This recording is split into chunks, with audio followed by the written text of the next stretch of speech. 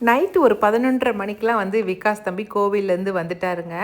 நல்லா படுத்து தூங்கிட்டு காலைல எழுந்திரிச்சு நான் மாலை கழட்டணும் இல்லைங்களா, அதுக்கு தான் வந்து சக்கரை பொங்கலும் அதுக்கப்புறம் கொஞ்சம் சுண்டலும் வந்து செஞ்சுருந்தேன். அதெல்லாம் செஞ்சு சாமிக்கு பிரசாதமாக வச்சு மாலையை கழட்டியாச்சு. மதியம் சாப்பிட்டு முடிச்சுட்டு அதுக்கப்புறம் சேலம் தான் கிளம்பி போனோம். சேலத்தில் வந்து கொஞ்சம் திங்ஸ் வாங்கணும்னு சொல்லிட்டு இருந்தா வினிஷா, அதுக்காக தான் சேலம் கூட்டிகிட்டு போனோம். ஃபஸ்ட்டு வந்து ஓம் ஃபுட்ஸில் வந்து கொஞ்சம் பொடிகள் வாங்கியாச்சு. ரெண்டாவது என்னோட வேலை தான். ப்ளவுஸ் வந்து யுகாவில் கொண்டுட்டு போய் தைக்க கொடுத்தேன் நான். அடுத்ததான் வந்து டிமார்ட்டுக்கு போனோம். எப்பவும் இந்த சாட்டர்டே சண்டே போகவே கூடாதுன்னு நான் நினைப்பேங்க. ஆனால் நமக்கு வந்து வாய்ப்பு அந்த நாள்லேயே தான் கிடைக்கும். இன்றைக்கும் அப்படி தான் போய் மாட்டிக்கிட்டோம். ஏகப்பட்ட கூட்டங்க, சரியான கூட்டமாக இருந்துச்சு. அதுக்கப்புறம் வினிஷா பொண்ணு அவளுக்கு என்னென்ன வேணுமோ ஒவ்வொரு பொருளாக போய் போய் தேடி தேடி கண்டுபிடிச்சி எடுத்து வச்சா. நான் இந்த கேப்பில் வந்து ஒரு டிஃபன் பாக்ஸ் எடுக்கலாம் விகாஸுக்குன்னு தேடி தேடி பார்த்தேங்க.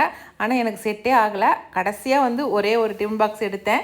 சரி, இன்னும் ஒரு வருஷத்துக்கு வேணும் இல்லைங்களா, அதனால் ஒரு டிஃபன் பாக்ஸ் மட்டும் எடுத்துட்டேன். தேவையானது எல்லாம் வாங்கியாச்சுங்க. அதுக்கப்புறம் அப்படியே கிளம்பி வீட்டுக்கு போகலான்ட்டு போகும்போது அப்படியே நம்ம அமோகத்தில் சாப்பிட்டுட்டு போயிடலாம் அப்படின்னு சொல்லவும் சரின்னு அமோகத்துக்கும் கூட்டிகிட்டு போனார். அங்கே சாப்பிட்டுட்டு வினிஷா பொண்ணுக்கு கொஞ்சம் ஸ்நாக்ஸ் வாங்கினோங்க. அங்கே நல்லாயிருக்கும் ஸ்நாக்ஸும் வாங்கிட்டு அதுக்கப்புறமா மேச்சேரிக்கு வந்தாச்சு. நாங்கள் வரும்போது மணி 10ங்க. அப்படியே வர வழியில் அவங்க தாத்தாவும் பாட்டியும் இருக்காங்க. அவங்களையும் ஒரு எட்டு பார்த்துட்டு போயிடலான்னு சொல்லி அவங்களையும் பார்த்துட்டு அவங்களுக்கும் பாய் சொல்லிட்டு வந்தாச்சு.